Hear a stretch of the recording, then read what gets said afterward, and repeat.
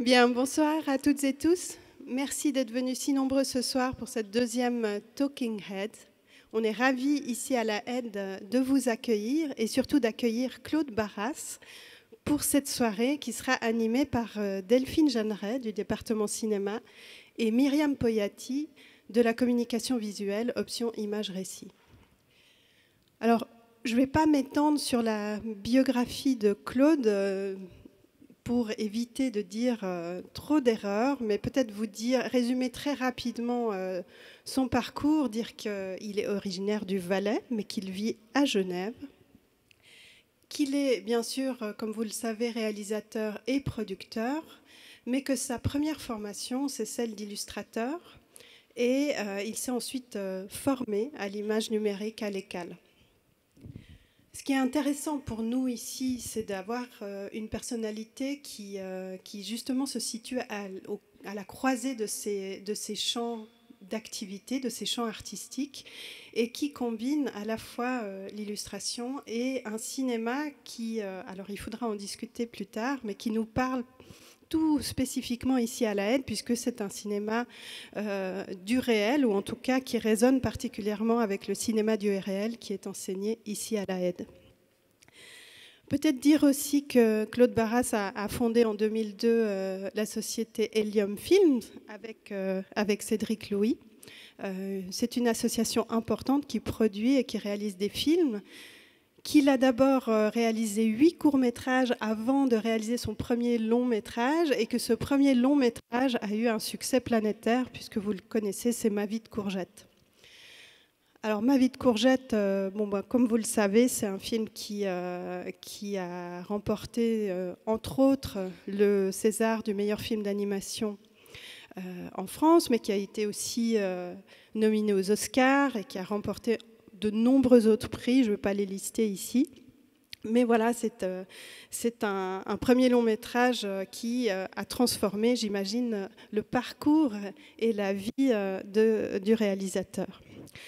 Quand je lui ai écrit pour l'inviter à cette Talking Heads, Claude me disait qu'il partait à Bornéo pour un nouveau projet. J'espère qu'il nous en dira plus ce soir.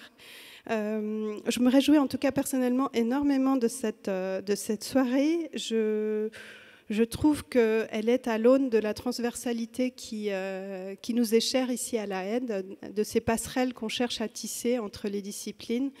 Et donc, j'espère que vous ne serez pas déçus. Je vous souhaite une excellente soirée et j'ouvre les feux. Merci à tous.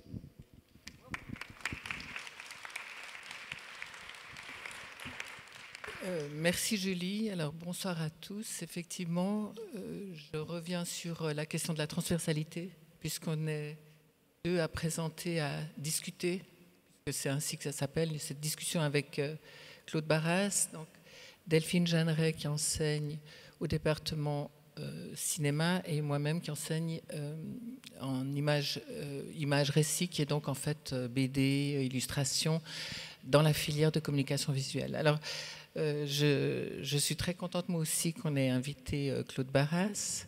Je ne vais pas le présenter plus puisqu'il a été présenté, mais Claude Barras est venu avec celle que vous attendez, donc Courgette, la marionnette. Est-ce que vous pouvez nous la présenter ? Oui, j'ai amené une petite marionnette parce que je pense que c'est intéressant de voir à quoi ça ressemble en vrai. Quand on a vu le film, de voir quelle taille ça a et la matérialité d'une marionnette. C'est vrai que c'est le fruit de beaucoup de savoir-faire artistique et technique. Et c'est un peu le centre du film. Donc au départ, c'est un projet qui est artistique, mais qui doit aussi rencontrer, au point de vue technique, les contraintes du film, c'est-à-dire ça doit être résistant, ça doit transmettre les émotions de manière efficace et rapide pour que on puisse à la fois suivre les émotions des personnages et à la fois rentrer dans les contraintes budgétaires du film. Et c'est vrai que c'est peut-être la spécificité de l'animation d'être à la fois directement à la rencontre entre le budget qui est souvent important parce qu'il y a beaucoup de travail puisqu'on construit chaque image et un projet artistique au départ qui est de raconter une histoire avec des images. Peut-être avant de commencer les chiffres, est-ce qu'on passerait un extrait de Courgette, peut-être? Je ne suis pas sûre que tout le monde l'ait vu, presque tout le monde l'a vu, mais peut-être on peut commencer par un extrait. Alors oui, je peux vous montrer hop, un petit extrait qui est que je commenterai tout à l'heure.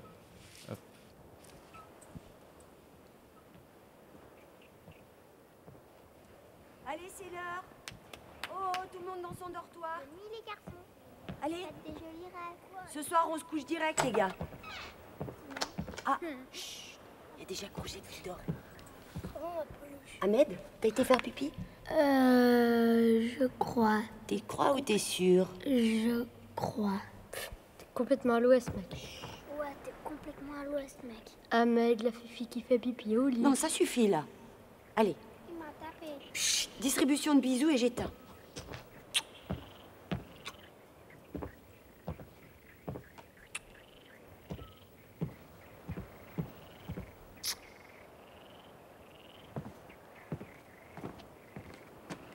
Bonne nuit. Merci. À demain.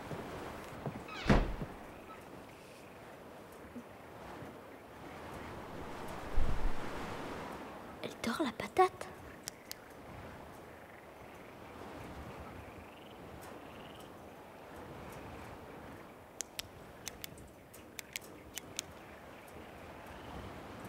Non, elle dort pas la patate. Et elle va pas dormir de toute la nuit.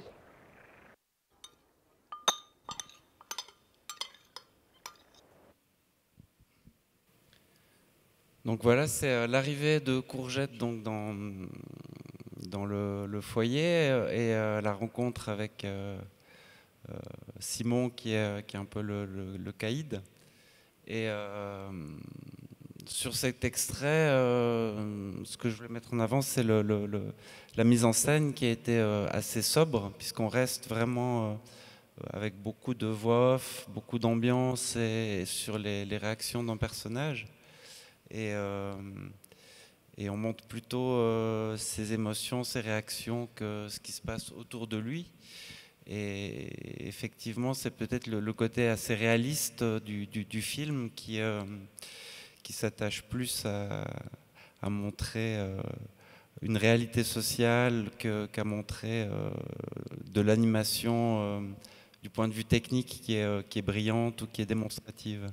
Mais alors justement, ça, comment est-ce que vous arrivez à animer cette marionnette pour donner cet effet réel et du coup qu'on apprécie à travers la mise en scène et bien sûr à travers les voix des personnages? Alors oui, il y a deux étapes. Il y a effectivement le design des personnages. C'est l'idée des grosses têtes avec des grands yeux et d'avoir des personnages qui ne soient pas réalistes.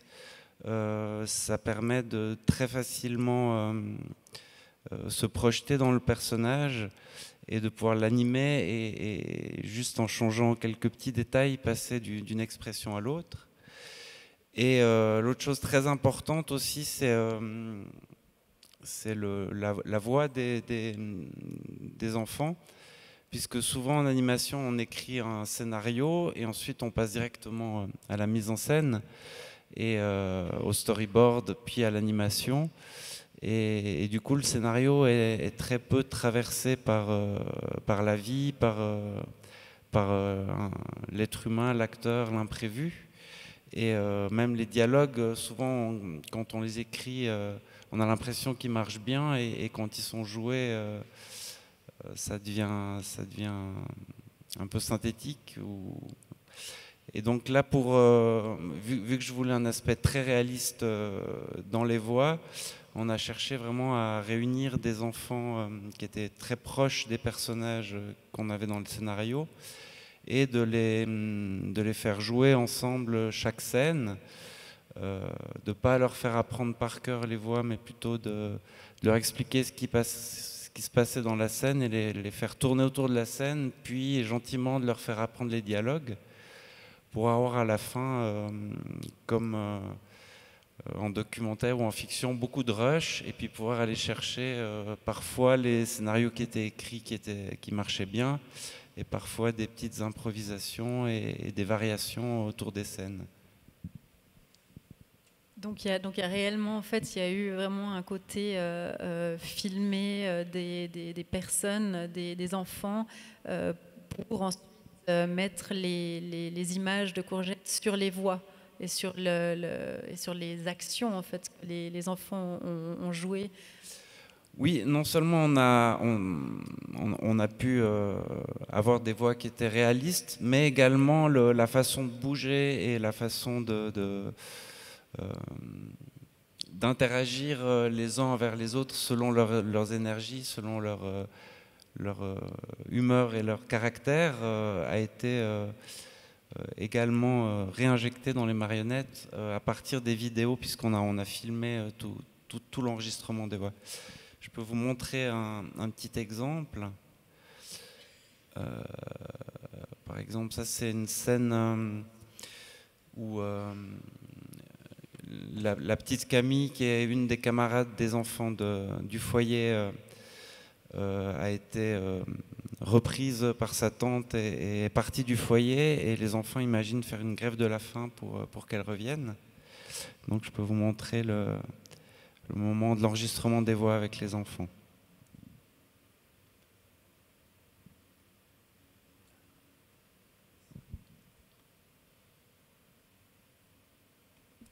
Voilà. Bon. 71 sur 1, 5e. Grève de la faim, attention, et action. Je crois que c'était pas une bonne idée. Je commence à avoir des hallucinations.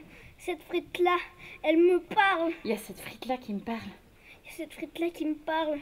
Ah laquelle? Montre laquelle? Celle-là. Cette frite-là, elle te parle? Ouais.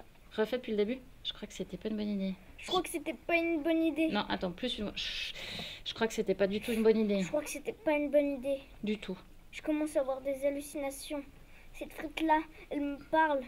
Ah ouais? Et elle te dit quoi? Elle te dit mange-moi, mange-moi, mange-moi. Mange-moi gros lard, mange-moi gros lard, mange-moi gros lard. Tu peux prendre la frite et puis faire... Ah ouais? Ok. Elle te dit quoi? Ah ouais? Et elle te dit quoi? Elle te dit mange-moi, mange-moi, mange-moi, mange-moi, gros lard.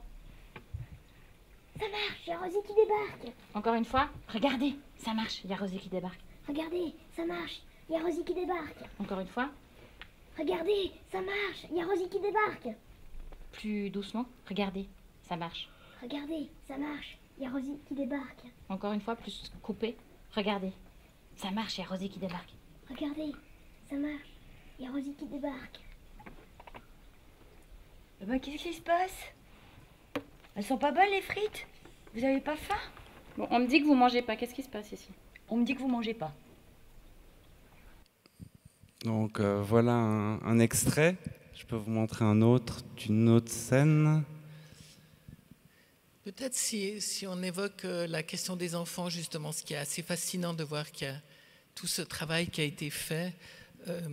Donc en amont du film, en amont de l'animation, hein, c'est vraiment deux moments. Le moment des voix et le moment de l'animation, puis après il y a une conjonction des deux. Moi, je ne suis pas dans la pratique, donc je simplifie un petit peu le propos. Mais juste avant qu'on voit l'autre extrait, peut-être, comment s'est fait le choix des enfants? Parce que c'est quand même un challenge. Si je ne me trompe pas, ce n'est pas des acteurs. Ou bien c'est des... Voilà. Non. Alors le choix s'est fait surtout à travers Marie-Ève Hildebrand qui a fait la direction d'acteurs que vous entendez là et qui a fait le casting aussi pour le film. Et moi j'ai fait 7 ou 8 courts-métrages, je crois, avant, qui étaient plutôt des courts-métrages soit avec 2 acteurs, avec des dialogues assez simples, soit muets. Donc c'est vrai que de mon savoir-faire, disons, de mise en scène, j'étais très emprunté et j'ai eu la chance de pouvoir travailler avec Marie-Ève qui avait une bonne expérience du travail avec les enfants. Et c'est avec elle qu'on a mis au point cette technique d'enregistrement avec des enfants non professionnels pour justement avoir des hésitations et avoir des choses qui viennent vraiment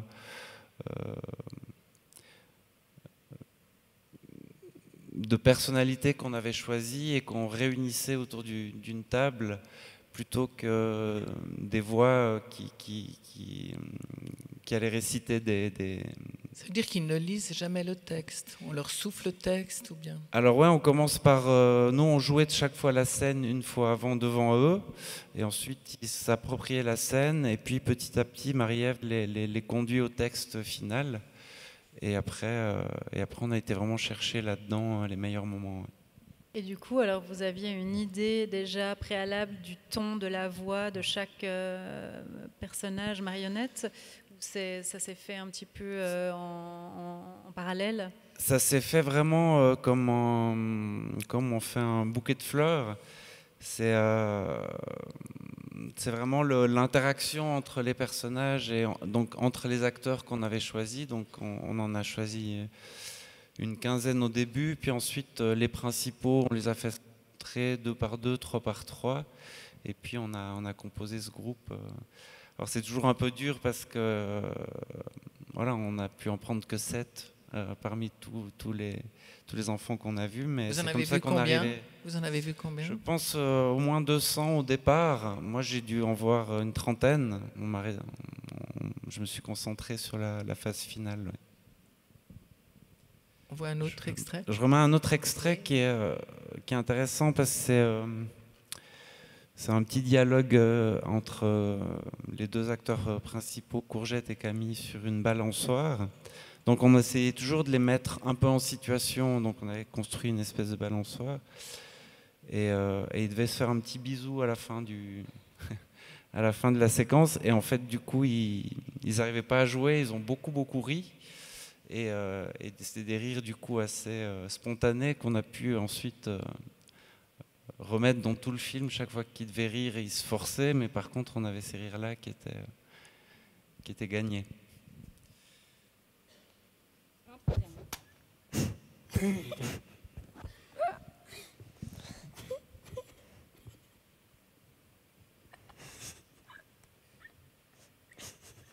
Arrête.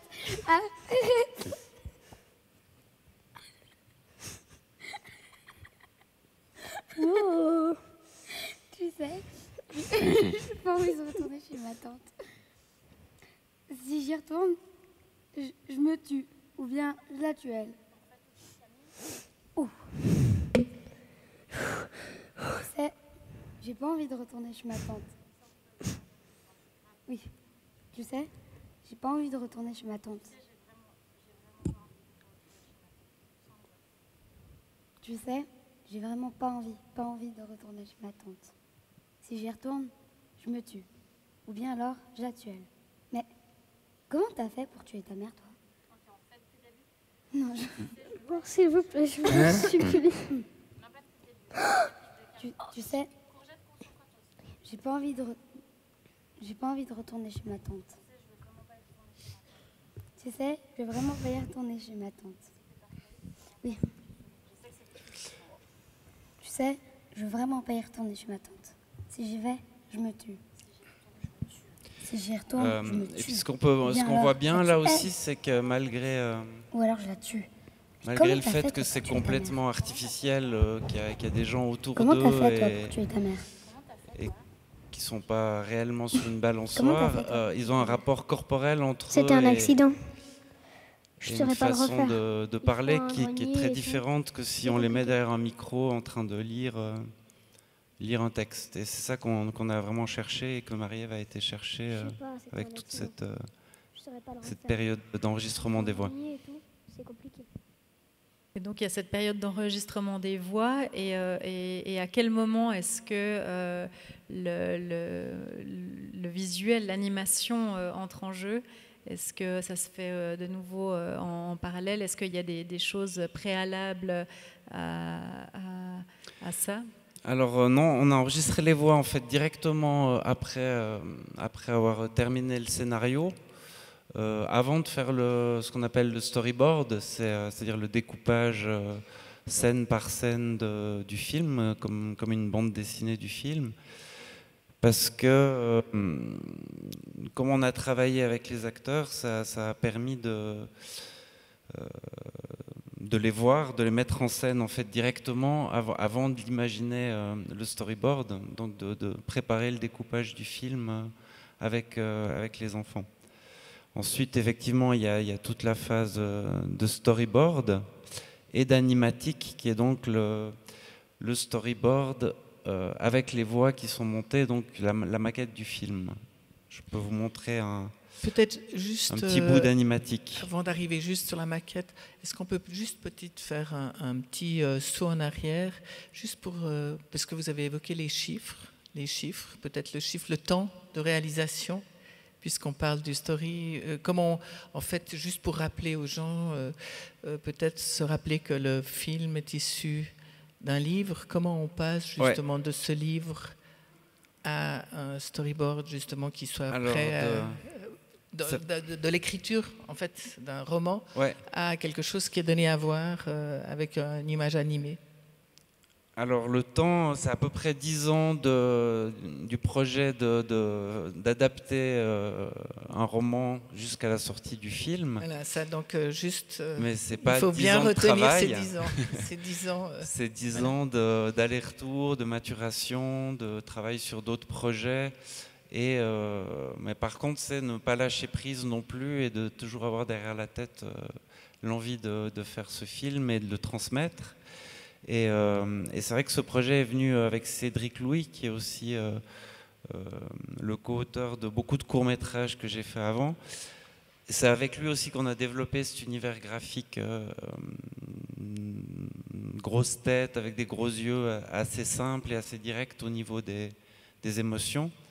Et qu'en chemin, sur les 10 ans, Cédric est parti travailler à la RTS. Il fait 2 ou 3 documentaires pour la RTS par année. Et moi, j'ai continué mon chemin avec Courgette. Et donc, c'est des projets qui prennent du temps et qui ne sont pas forcément toujours simples à monter. Un premier long métrage, et je pense que c'est pour tous les réalisateurs, le premier long métrage est compliqué, que ce soit de l'animation ou de la fiction ou du documentaire. Mais Courgette, c'est donc bien au départ un roman, hein, juste qui a... Oui. Voilà. C'est, je pense, un roman qui était proche de Banquise, le premier film qu'on a fait ensemble. Et donc, on s'est dit, tiens... si on veut rêver de faire un long métrage et qu'on cherche une histoire, Cédric est arrivé avec ce livre et on était assez d'accord qu'il y avait le potentiel de faire un beau film avec et qui nous corresponde. Et donc du coup, après la lecture de ce livre, c'est quoi la première chose qui fait que vous mettez ces idées en film d'animation, en fait, Est-ce que c'est du coup un personnage ou c'est plutôt des décors ou est-ce que c'est des voix? C'est le personnage, je peux vous montrer. Hop. Par exemple, ça c'est les premiers dessins qui ont été faits par Cédric, puisque Cédric dessine aussi beaucoup et on hybride un petit peu nos univers. Donc il y a des premières recherches graphiques. Et puis des choix aussi, puisque le livre procède par... c'est comme un journal, donc il y a beaucoup de petits épisodes. Donc on a commencé par choisir aussi, au milieu de tous les personnages qu'il y avait, un petit groupe de 7 enfants qui sont restés jusqu'au bout. Ces premiers choix sont quand même restés assez forts. Mais après, il y avait beaucoup de personnages secondaires, donc après c'est... à la fois développer un univers graphique et à la fois travailler sur le scénario et chercher des financements, un producteur. Donc à partir du roman, vous avez quand même beaucoup changé. Il y a des changements qui s'opèrent de simplification. Peut-être juste rappeler que Courgette, pourquoi Courgette quand même, le nom de Courgette? Je ne sais pas vraiment. Et je crois que c'est justement fait c'est le roman autobiographie d'une courgette. Voilà, c'est justement fait pour qu'on ne sache pas. Par contre, vous l'avez simplifié, vous l'avez rendu moins dramatique, si je ne me trompe pas, parce qu'on est sur la résilience de l'enfant, justement, mais il tue sa mère d'une arme dans le roman. Et là, alors là, je pense, je peux revenir aux contraintes du long métrage, puisqu'effectivement, sur les courts métrages, le public est souvent un public de festivaliers où on cherche pas forcément à faire enfin, on a beaucoup plus de liberté, disons, dans le sujet, dans le ton et dans ce qu'on raconte. Forcément, quand on passe au long métrage et qu'on utilise cette technique qui est très coûteuse, on tombe très vite sur des budgets qui sont importants. Là, ça a coûté à peu près 7,5 millions, je crois, de francs suisses à fabriquer. Et c'est un tout petit budget pour ce genre de technique. Mais forcément, avec ces contraintes financières, on ne peut pas avoir la même liberté, puisque le film doit être remboursé au moment de la sortie et que le film d'animation en Europe n'existe pas en dehors du film pour enfants, d'où le travail sur le scénario pour garder quand même ce qui était intéressant dans le film, c'est-à-dire le côté drame social, mais ne pas avoir de choses trop violentes pour que les enfants puissent voir le film. Et donc ce scénario qui s'écrit en fait aussi à plusieurs personnes et sur une durée assez longue. Ouais, je pense que c'est l'étape qui est la plus compliquée, parce que le scénario doit à la fois rendre heureux le réalisateur, doit donner envie au réalisateur de faire le film. Donc moi, j'ai pas écrit le scénario, mais j'ai dirigé les scénaristes. Enfin, j'étais en dialogue avec les scénaristes. Et à la fois, il doit donner la possibilité de financer le film. Donc c'est vraiment le lieu où les contraintes financières et les exigences des gens qui vont chercher l'argent doivent rencontrer les exigences artistiques du réalisateur.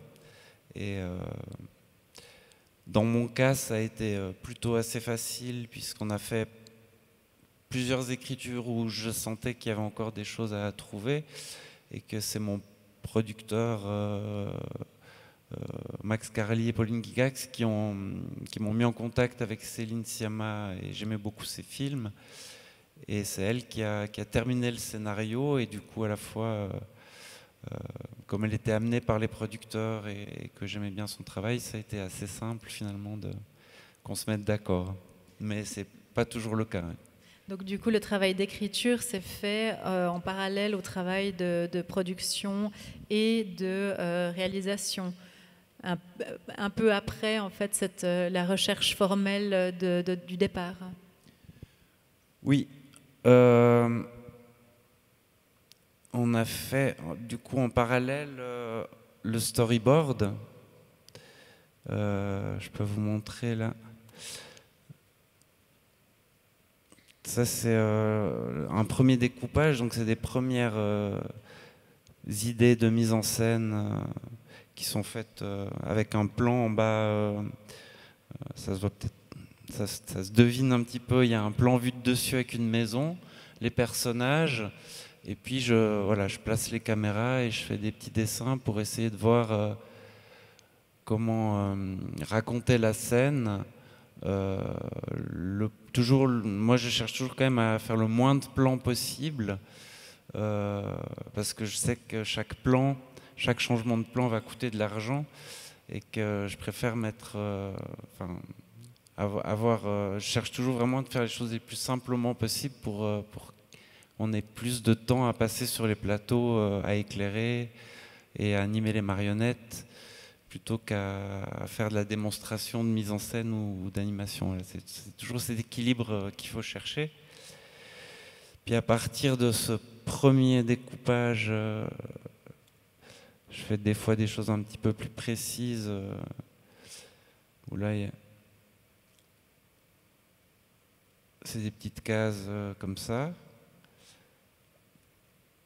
Donc ça reste quand même, puisque je dois découper tout le film, ça reste quand même très, très rapide, très rough. Et ensuite, il y a une petite équipe derrière moi qui sur post-it, met au propre plus ou moins le storyboard, ce qui permet de faire un peu de montage avec les cases. Et puis on arrive à la fin à l'animatique. Et tout ça, c'est en parallèle de l'écriture du scénario, ou le scénario est déjà ça, c'est fini. Une fois que le scénario est terminé et qu'on a enregistré les voix, ouais. Et là, je vais vous mettre un petit bout d'animatique, comme ça vous voyez à peu près à quoi ça ressemble. Est-ce qu'on peut juste dire en 2 mots animatique? C'est toi quand tu étais jeune? Donc c'est le storyboard, c'est vraiment le film en fait, c'est le storyboard avec les voix. Il vit très loin, et je le vois plus. C'est vraiment un schéma, un croquis du film, les premier enfants croquis du qui film. abandonnent leurs parents. Bon, on continue la visite. Où c'est qu'on dort? Je vais vous montrer. Waouh! C'est la jungle ici. J'aime bien faire pousser des trucs. On dort là? Oui. Tu vois? Oui.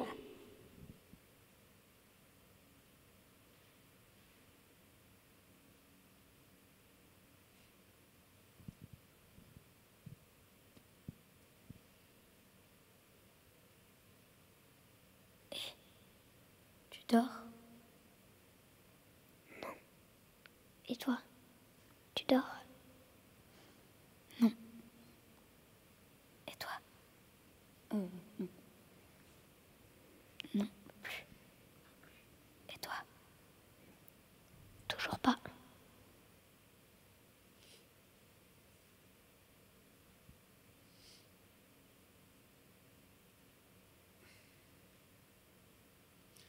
Donc ça c'est un premier document sur la base duquel on fait un dépouillement, c'est-à-dire on va regarder tout ce qu'il y a à fabriquer comme décor et dans chaque plan on va regarder quelle marionnette apparaît pour pouvoir ensuite faire une analyse du nombre de marionnettes qu'on aura besoin sur les plateaux et commencer les plans et la fabrication des décors. Et ensuite, le tournage, vous pouvez nous parler un petit peu du tournage, du nombre de plateaux, justement, où vous devenez un peu, c'est un peu chef d'orchestre, il faut orchestrer justement une grande équipe. Quand on avait préparé justement cette rencontre, vous parliez justement du travail d'équipe, la nécessité de travailler à plusieurs, de bien se connaître, de se coordonner. Et c'est d'autant plus valable, je crois, au moment du tournage. Oui, moi, j'ai pas de directeur artistique sur mon film, ce qui est, je me suis rendu compte en regardant le générique des films d'animation assez rares. Et c'est vraiment quelque chose que je partage avec mes chefs de poste, mais il n'y a pas quelqu'un entre moi et les chefs de poste qui prend les décisions artistiques. Ni à leur place ni à la mienne. Donc moi je travaille souvent avec des images de référence qui peuvent être des images, je ne sais pas si j'en ai là. Alors ça c'est par exemple des petits croquis de décors que je peux donner. Là on voit un plateau par exemple où la lumière est mise en place avec un fond bleu, un bout de décor. Ça c'est l'équipe lumière, voilà. Ça c'est vraiment à quoi ressemble le tournage. Donc c'est 15 plateaux en parallèle avec sur 5 plateaux en général on met en place et on démonte les décors. Et sur les 10 autres plateaux, il y a des animateurs qui travaillent. Et il faut faire tourner un peu tout ça pour que ça soit le plus fluide possible et qu'on ne perde pas de temps entre chaque prise pour arriver au bout, en gros. Parce que justement, est-ce que vous pouvez juste rappeler les temporalités peut-être? Combien de minutes ou de secondes par jour? Alors, je vais essayer de trouver l'image d'un animateur. Voilà, là, on a par exemple un animateur qui travaille. Donc, souvent, il y a plusieurs marionnettes sur chaque plateau et on ne peut mettre qu'un seul animateur à la fois, puisque c'est un travail hyper de concentration extrême et que si 2 animateurs travaillent en même temps, ils s'occupent chacun d'un personnage pour synchroniser ce qui se passe entre les personnages et se synchroniser eux-mêmes. Ça va créer plus d'énergie et de stress que si un seul animateur s'occupe de tous les personnages. Donc il y a des animateurs qui sont plutôt spécialisés dans les scènes de groupe et qui animent 5 ou 6 personnages en sachant diriger l'œil du spectateur, en faisant bouger un petit peu les personnages secondaires et puis en captant le regard du spectateur et en le faisant vraiment basculer d'un personnage à l'autre, comme un méta-personnage. Et puis il y a d'autres animateurs qui sont vraiment beaucoup plus forts pour de l'action ou d'autres pour des gros plans d'émotion. Et donc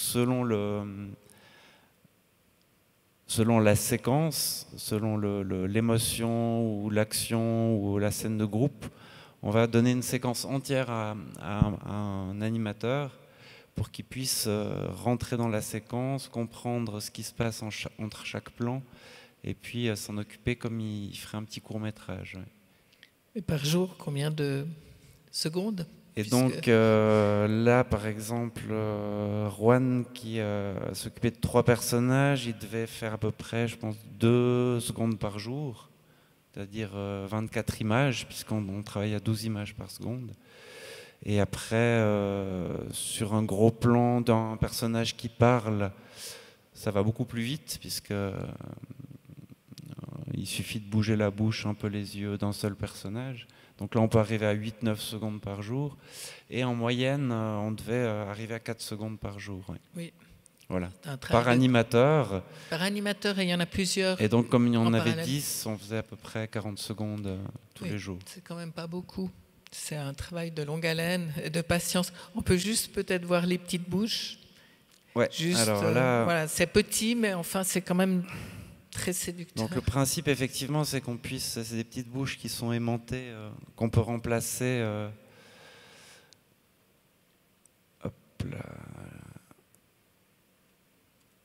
Qu'on peut remplacer, là, vous voyez, plein de boîtes de bouches et de paupières des différents personnages. Et donc on a à peu près toutes les expressions, tous les phonèmes de chaque personnage, avec des petits aimants, et on les remplace... Pareil pour les paupières, on les remplace entre chaque image. Et donc toutes les expressions, toutes les formes des bouches sont préalablement réfléchies à partir justement des dialogues enregistrés, du storyboard, et puis pour savoir combien on en fait, qu'est-ce qu'on fait exactement comme expression. Oui, ça fait partie du travail du chef animateur, de synthétiser l'animation avec un nombre de bouches prédéfinies. Là, on en avait 23 pour les personnages principaux et une quinzaine pour les secondaires, et puis je crois 5 bouches pour les personnages figurants. Et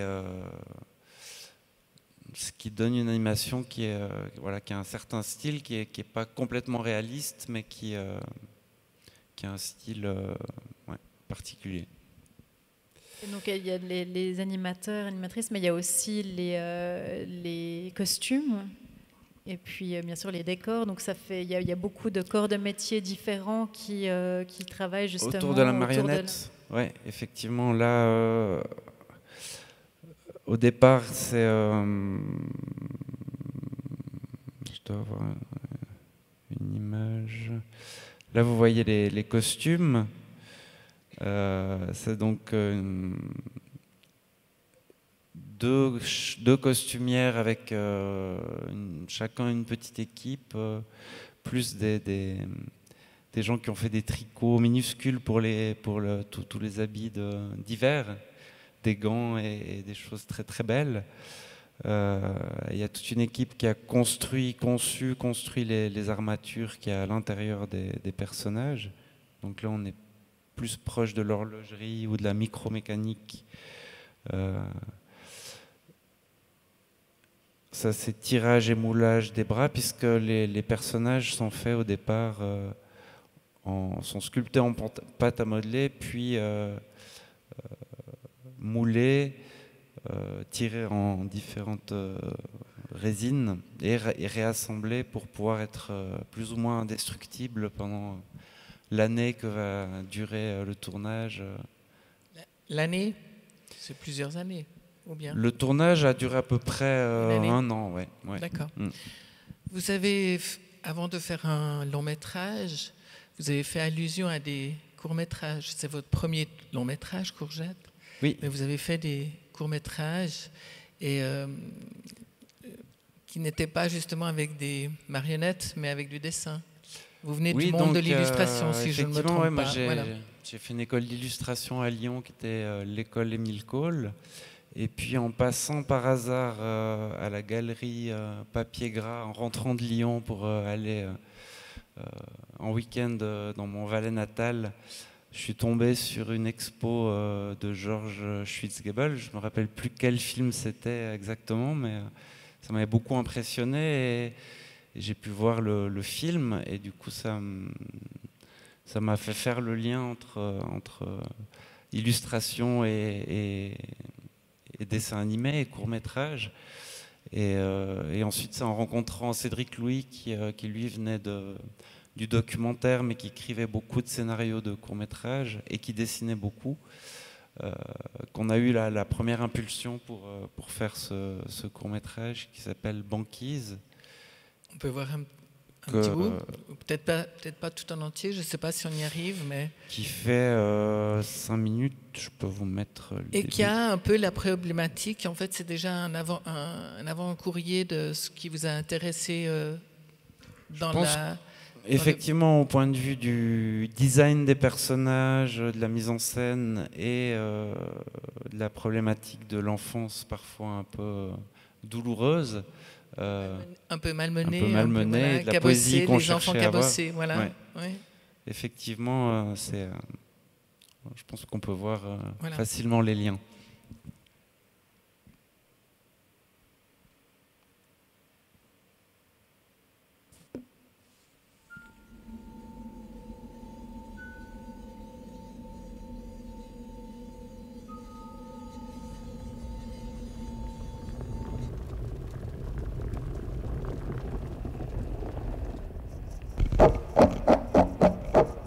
Pensez à tous ces gens qui se retrouvent à la plage, beaux, bien bronzés, et qui cohabitent malgré eux avec des corps flasques, des corps mous. Mais alors vraiment là, j'ai envie de dire stop, arrêtons cette malbouffe qui parasite entièrement nos plages. Cette cohabitation malsaine entre les corps. Ça a l'air un peu virulent comme ça, mais il faut tout de même regarder les choses en face. Il est du devoir des gens qui souffrent aujourd'hui d'un excès de poids de prendre en charge ce problème, de faire fondre cette graisse inutile.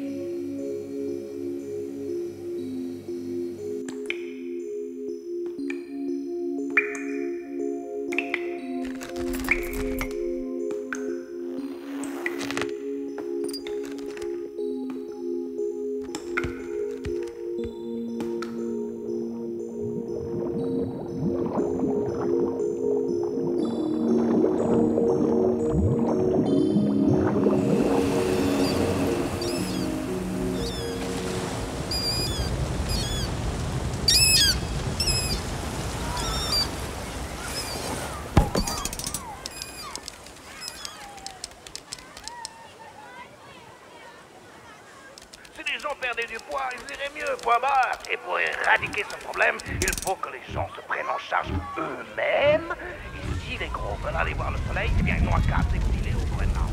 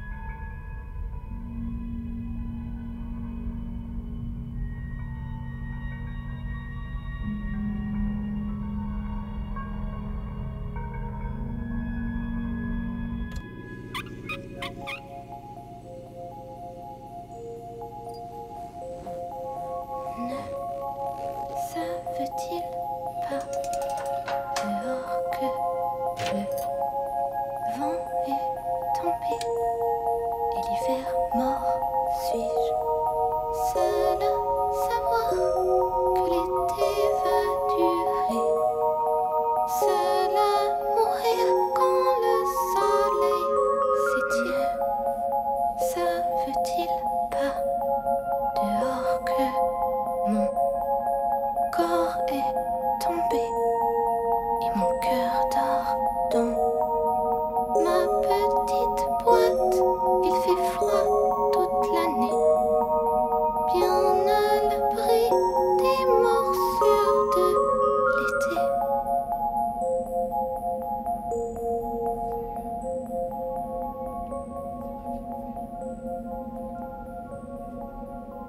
Fonctionne ou pas? Ah oui.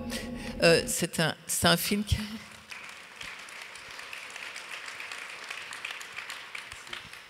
C'est un court-métrage fait juste après votre formation. Oui, c'est le De quoi premier faire peur un petit peu aux court-métrage étudiants. qui a été fait à la sortie de l'école.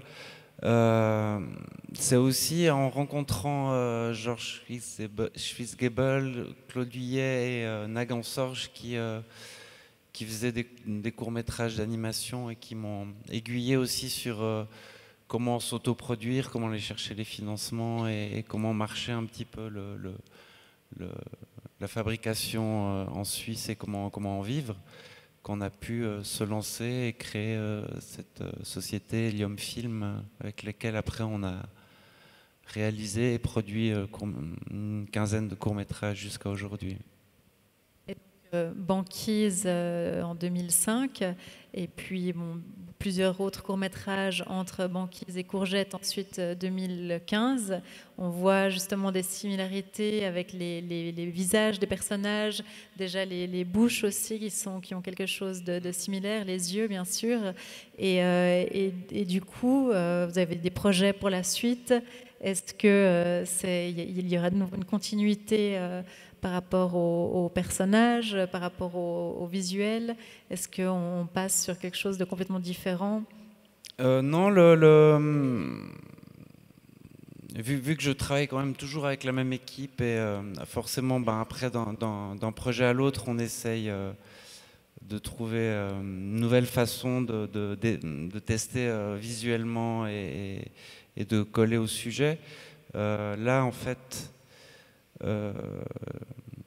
je m'attaque plutôt à une histoire d'une petite fille qui veut sauver un orang-outan dans la forêt de Bornéo. J'arrive au bout de l'écriture du scénario avec deux co-auteurs, Nancy Houston et Morgane Navarro, qui avaient écrit les dialogues aussi de Ma vie de courgette. Et puis j'ai fait un premier travail de recherche documentaire avec justement une ancienne élève de la aide, Laura Morales, qui m'a accompagné à Bornéo pour aller un peu filmer et les gens qui vivent encore dans la forêt, les nomades, et les orang-outans, et ramener de la matière sur laquelle travailler pour créer l'univers graphique du film avec l'équipe ici. Donc il y a un réel travail aussi de documentation qui est également présent dans le travail fait pour Ma vie de courgette, bien sûr. Mais là, il y a aussi tout un travail de recherche documentaire, de recherche du sujet, en fait, sur place, en l'occurrence dans un autre pays. Pour Courgette, c'était dans un foyer pour enfants. Oui, c'est sûr que... En tout cas, pour ma part, on est toujours lié d'une manière assez intime au sujet qu'on parle et qu'on choisit, qu'on en soit conscient ou pas. Et il y a toujours un moment où ça... Enfin, vaut mieux que ça soit conscient, disons. C'est peut-être des fois plus facile de savoir où sont les enjeux pour nous et pour ce qu'on raconte. Mais malgré ça, moi je suis jamais allé en foyer, et même s'il y avait des choses assez intimes qui me liaient à ce sujet, pour me sentir légitime et pour en parler de manière décomplexée, j'ai effectivement eu besoin de passer quelques semaines dans un foyer.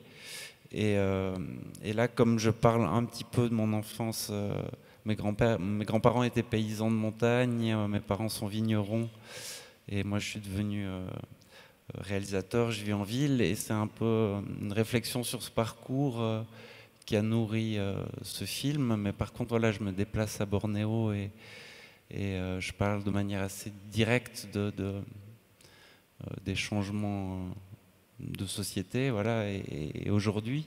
Donc même si je suis à l'aise avec le sujet, pour parler de peuplade que je connais que de très loin et pour voir à quoi ça ressemble, je suis parti là-bas un mois pour ramener des images et des impressions et me sentir un peu plus légitime et pas trop à côté de la plaque, voilà, pour faire ce film. Donc là, il y a quelques images que je peux vous montrer qui sont des images d'un orphelinat d'orang-outans ou d'orang-outans qui sont donc retrouvés près des forêts et qui nourrissent à la fois l'écriture du scénario et le développement graphique du film, puisqu'on est en train de préparer, je peux vous montrer. Et là, donc, vous partez à 2 ou à plus pour faire des repérages photos et aussi filmer? Alors là, du coup, on est parti à 2 avec Laura, mais accompagné pour les orang-outans d'une ONG qui est active depuis une trentaine d'années dans la défense des orang-outans. Et pour aller dans la forêt et passer quelques temps avec les derniers nomades par le fonds Bruno Manzer qui travaille avec eux aussi depuis plusieurs années. Et donc on a été sur place accompagnés par des gens qui nous ont fait aller un peu plus vite au bon endroit voilà. Et puis ça, c'est du coup l'aspect graphique, donc des recherches sur les personnages. Et là, vous voyez un premier prototype de marionnette avec des mousses de latex qui ne sont pas encore peintes, des essais avec des bouches de remplacement comme pour Courgette, mais du coup ça prend une toute autre forme. Et puis là, des recherches graphiques aussi sur les personnages humains. Voilà. Ça, c'est donc le travail actuellement de développement sur ce projet. Bien, merci beaucoup. Il y aurait d'autres sujets à évoquer, mais le temps a passé. Peut-être qu'on peut laisser peut-être la parole au public, voir si vous avez des questions.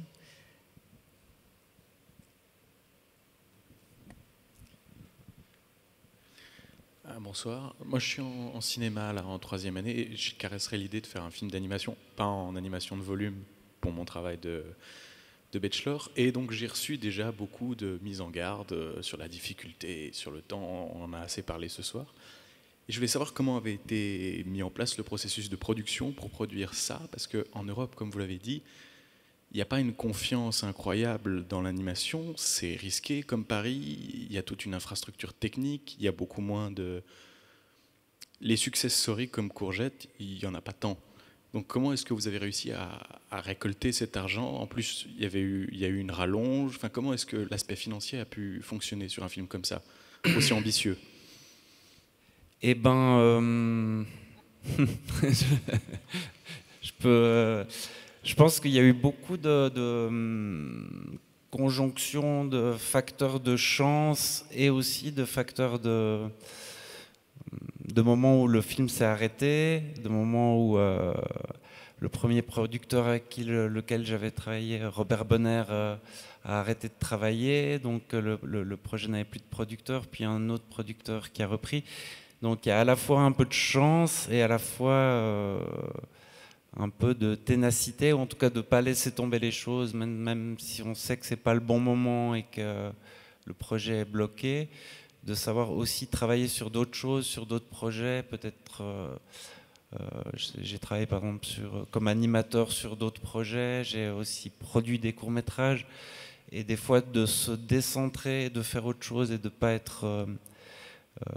monomaniaque sur un projet, ça permet peut-être des fois de laisser le temps au projet de rencontrer les bonnes personnes. Mais après, je crois que vraiment, en tout cas sur l'animation, c'est vraiment la rencontre entre un réalisateur et un producteur qui fait que le film se fait, puisque l'aspect de financement est quand même sur un long métrage effectivement très compliqué. Et je pense que de ce côté-là, depuis la Suisse, c'est aussi plus facile puisque à la fois ça existe très peu, mais à la fois quand ça existe du coup très fort. Et je pense que c'est aussi un peu l'aspect qui est intéressant de produire depuis la Suisse du long métrage, même s'il faut inventer beaucoup de choses qui n'existent pas. En même temps, il y a un formatage qui est beaucoup moins fort que sur la France, par exemple, où une industrie existe. Merci beaucoup.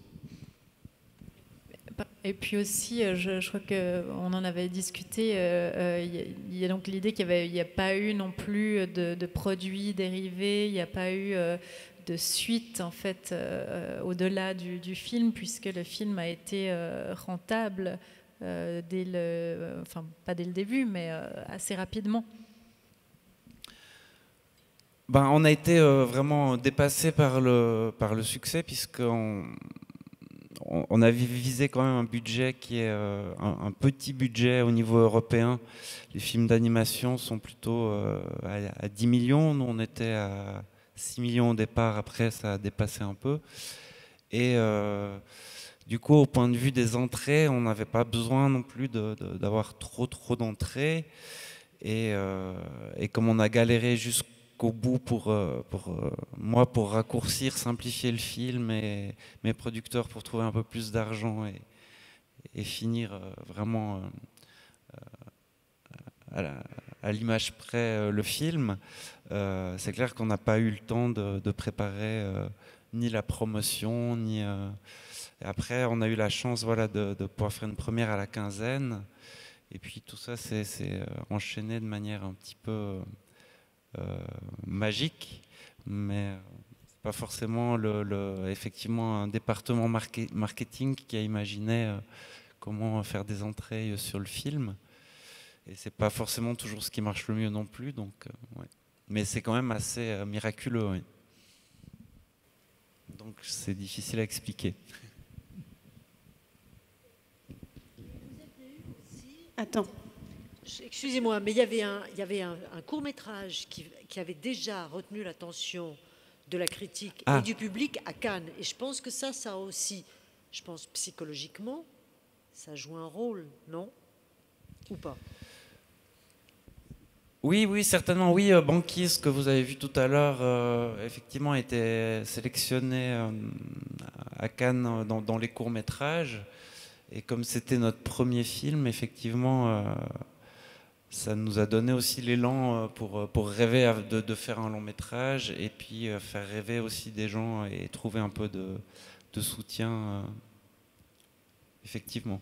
Ouais. C'est un certain genre de film, et puis aussi de travailler sur un certain genre de film dont vous avez là clairement compris qu'il y avait peut-être une ouverture. C'est sûr que c'est pas... il y a cet aspect effectivement qui est à la fois proche du cinéma du réel et proche de l'illustration pour enfants, qui est assez particulier et qu'on a développé ensemble avec Cédric. Et voilà, je pense qu'on n'est pas trop formaté et qu'on a la chance de trouver les moyens de faire un film, forcément, ça donne des choses qui peuvent soit très bien marcher, soit pas marcher du tout. Ouais. Mais on n'est en tout cas pas dans le mainstream où on sait que voilà, on prend pas de risques. Et puis d'autant plus qu'entre deux, il y a aussi eu d'autres courts-métrages comme Sainte-Barbe ou Land of the Heads, qui vont plutôt presque du côté fantastique aussi, dans quelque chose dans un discours complètement différent en fait.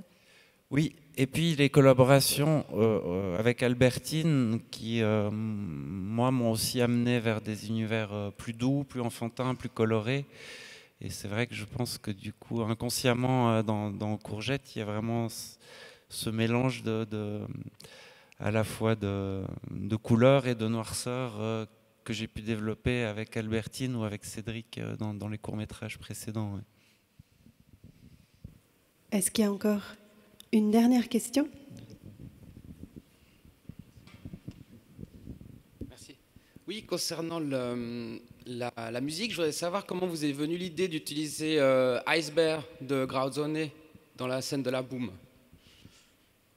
Il se trouve que Max Carly, mon producteur, et moi-même, on a à peu près le même âge. Je crois qu'il a une année de moins que moi. Et qu'on avait du coup des goûts musicaux assez proches liés à notre adolescence. Et qu'on a fait un peu... Comme moi, je ne suis pas très à l'aise avec la musique dans le cinéma. En fait, sur mes courts-métrages, je mets soit peu de musique, soit je laisse aux musiciens le choix, une fois que le film est fait, de me faire des propositions. Que sur un long métrage, c'est un peu plus compliqué au niveau du rythme et tout ça, il faut un petit peu voir ça à l'avance. Max m'avait demandé de poser des musiques qui me plaisaient sur le film, et puis j'avais forcément mis Iceberg pour la boum, et il a trouvé ça super, ça lui rappelait aussi son enfance, et en bon producteur, il me dit « Ah, bah, ça va nous ouvrir le public suisse-allemand, ça va faire un petit truc pour les Suisses-allemands ». Et ce qui était très drôle, c'est qu'en fait, on s'est rendu compte qu'en France, ça avait été un tube qui était aussi, malgré le fait que la chanson en allemand, elle était très connue aussi. Donc voilà, une petite anecdote. Ouais. Je trouve que c'est bien d'évoquer la question de la musique, parce que c'est très présent aussi pour Courgette, ce choix que vous avez fait aussi de Sophie Inger, qui apparaît à un certain moment. Ouais. Qui est aussi en allemand, non? Si mes souvenirs sont bons. C'est aussi, c'est une reprise qu'elle a faite d'une chanson de Noir Désir que j'avais posée parce que voilà, ça parlait du vent, ça parlait des gens qui se croisent et qui se décroisent, et ça marchait très bien avec ce plan de cerf-volant à la fin. On a eu quelques réticences par rapport à Bertrand Cantat, la thématique de la violence et de la résilience, et puis comme la reprise de Sophie Unger était belle et qu'on s'est dit qu'on était prêt à assumer s'il y avait un débat là autour, les choix artistiques, et pas forcément rentrer dans... On a décidé de la garder, et là aussi Max Carly m'a dit ben voilà, Sophie Unger, suisse-allemande, ça serait super, tu voudrais pas bosser avec elle? Et j'ai dit oui, et puis ça a été simple du coup. Ouais. Enfin, ça a été simple parce qu'elle aussi a dit oui, surtout.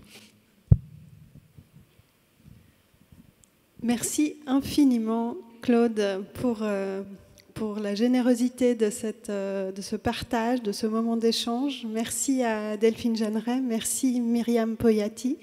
Merci à vous tous. Je crois qu'on peut applaudir Claude pour ce très beau moment. Merci beaucoup. Merci.